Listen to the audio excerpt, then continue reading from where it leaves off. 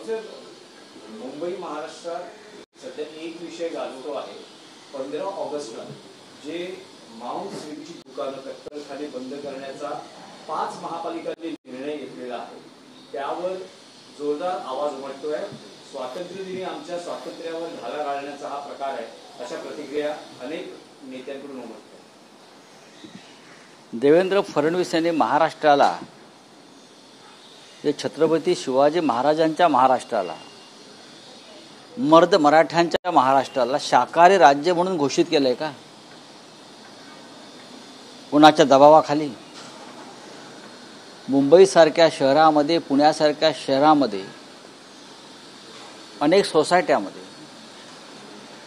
डोंबिवलीसारख्या शहरात सुद्धा मांस मच्छी खाणाऱ्यांना प्रवेश दिला जात नाही, घर विकलं जात नाही. ह्याच्यावर संघर्ष सुरूच आहे.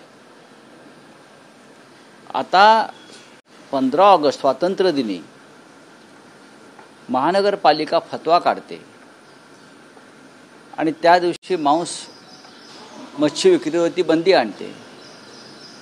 15 ऑगस्टला हा काय आहे? हा देशाचा स्वातंत्र्य दिन आहे. लोकांनी आनंद साजरा करण्याचा दिवस आहे. हा धार्मिक उत्सव नाही आहे. हा शौर्याचा दिवस आहे. लक्षात घ्या, हा शौर्य दिवस आहे. या दिवशी आम्हाला विजय प्राप्त झालेला आहे, आम्हाला स्वातंत्र्य मिळालेलं आहे. आणि ते स्वातंत्र्य नरेंद्र मोदी, अमित शहा किंवा देवेंद्र फडणवीस यांच्यामुळे मिळालेलं नाही आहे. या स्वातंत्र्यासाठी रक्तपात झाला, हिंसाचार झाला, बॉम्ब फुटले, लोकांनी तुरुंगवास भोगला. त्याच्यामध्ये भारतीय जनता पक्ष किंवा आता जी विचारसरणी आहे मांस मच्छी न खाणाऱ्यांची, ते कुठेच नव्हते. आणि तुमच्याकडे मागणी केली कोणी की स्वातंत्र्य दिनी मांसाहार वर्ज्य?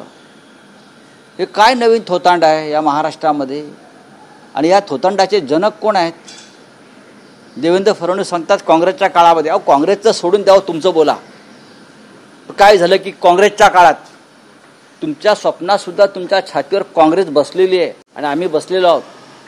काय विचारा, काँग्रेसच्या काळात, नेहरूंच्या काळात, काय नेहरूंच्या काळात, काय काँग्रेसच्या काळामध्ये तुम्ही महाराष्ट्राला काय नपुसंक बनवताय का? छत्रपती शिवाजी महाराज युद्धावर गेले, ते काय वरण भात तूप खाऊन त्यांचे मावळे लढत होते का? ते मांसाहारच करत होते चांगल्या प्रमाणात. पेशवेसुद्धा मांसाहार करत होते, बाजीराव पेशवे. त्याशिवाय युद्धावर लढता येत नाही. आता सीमेवरचं सैन्य